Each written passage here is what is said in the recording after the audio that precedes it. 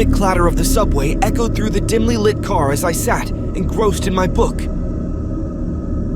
Lost in the world of words, I barely noticed the other passengers boarding and disembarking at each stop. My destination was still a few stations away, and I welcomed the solitude the late-night commute offered. Time seemed to blur as the train plunged deeper into the underground maze of tunnels. The occasional flicker of fluorescent lights illuminated the faces of my fellow passengers, tired, worn-out souls seeking refuge in the anonymity of the subway.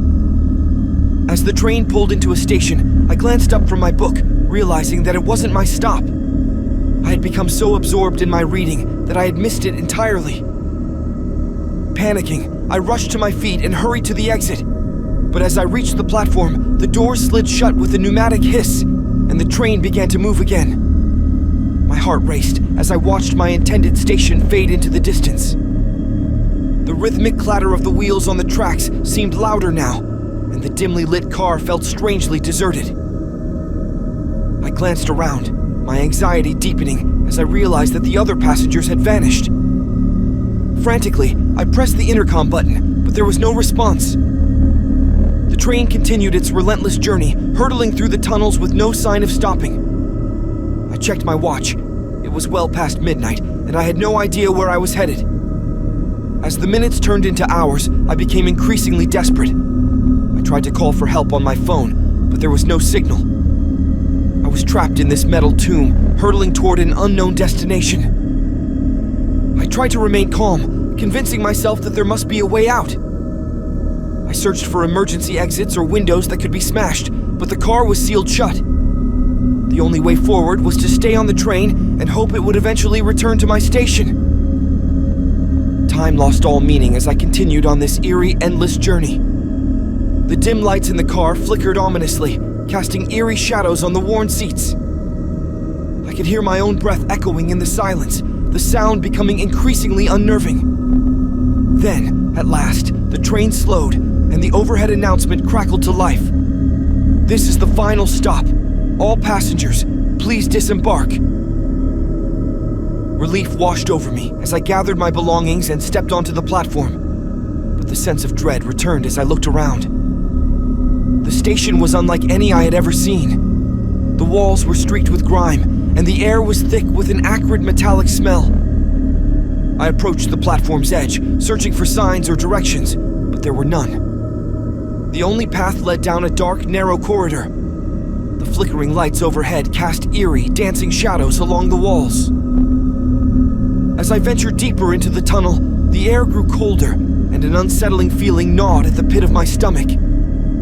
I called out for anyone who might be nearby, but my voice only echoed back at me, hollow and distorted. The corridor seemed to stretch on forever, twisting and turning in strange, unnatural ways. My footsteps echoed loudly in the suffocating silence. Panic welled up inside me, but there was no turning back. Finally, I reached the end of the tunnel, and what I saw left me paralyzed with terror. The path opened up into a vast, cavernous space.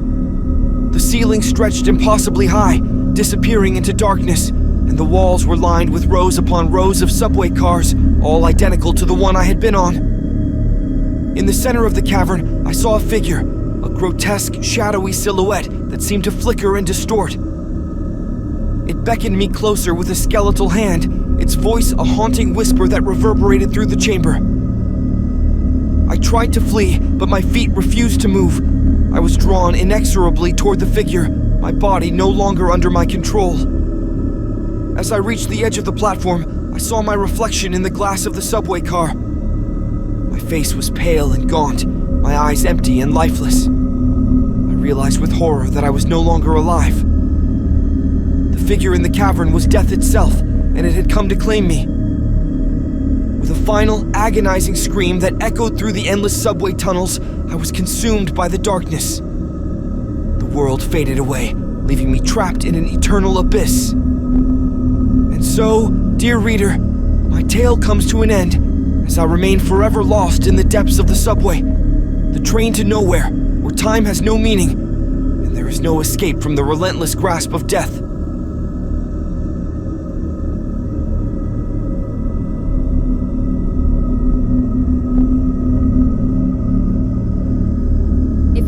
video, give it a like, and subscribe for more content.